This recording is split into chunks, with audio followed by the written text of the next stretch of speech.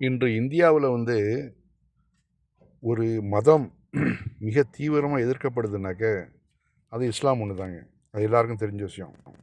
ஏன் அவர்கள் இஸ்லாத்தை எதிர்க்கிறாங்கன்னாக்க அந்த அதாவது இந்து மதத்து மேலே உள்ள பற்றுலாம் கிடையாது. இஸ்லாம் ஜாதியை சுத்தமாக ஒழிக்குது. அந்த ஒன்று தான்.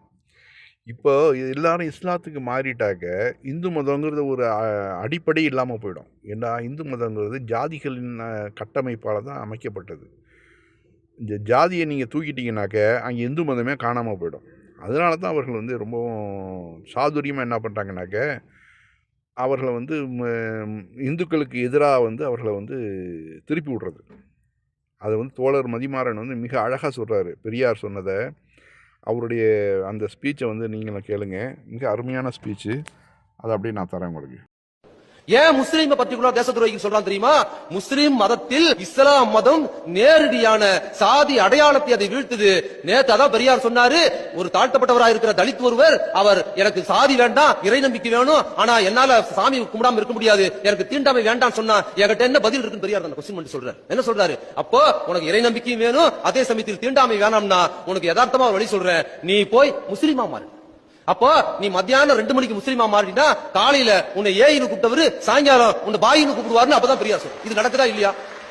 கண்டிப்பாக தாழ்த்தப்பட்ட மக்களுக்கும் இஸ்லாமியரையும் பார்க்கிற வித்தியாசம் ஜாதி இந்துக்கள் மத்தியில் இருக்குதா இல்லையா? ஜாதி இந்துக்கள் ஒரு முஸ்லிமை பார்ப்பதை போல் ஒரு தலித்தை பார்ப்பதில்லை, ஒரு தலித்தை பார்ப்பதை போல் முஸ்லிமை பார்ப்பதில்லைங்கிற நடைமுறை இப்பவும் இருக்கு. இந்த யதார்த்தத்தை புரிந்து கொண்டுதான் பெரியார் அதை பேசுறார். அப்ப தேச பற்றி ஏன் அப்ப பேசுறாரு? முஸ்லீம்களை ஏன் தேச துரோகியா சித்தரிக்கிறான்னா, முஸ்லீம்கள் இயல்பாவே இஸ்லாம் மதத்துக்குள் சாதியோட அடையாளம், கிறிஸ்துவ மதத்துல கூட சாதி அடையாளம் இருக்கும், மாறிக்கிட்டா இருக்க முடியும்.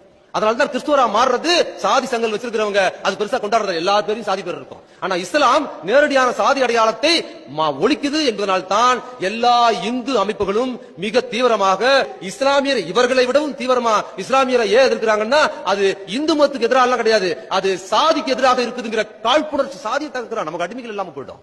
அந்த காரணம். அதனால்தான் நீ தலிதா இருக்கிறப்ப ஏன்னு கூப்பிடக்கூடியவன், அதே நீ முஸ்லீமா மாறிட்டா வாங்க பாயின்னு கூப்பிட்றானே, இது ஒன்று தான் இங்கே இஸ்லாம் பரவுறதுக்கு முக்கியமான காரணம். ஏன்னா இஸ்லாத்தை அந்த அளவு மக்களும் புரிஞ்சு வச்சுருக்கிறாங்க.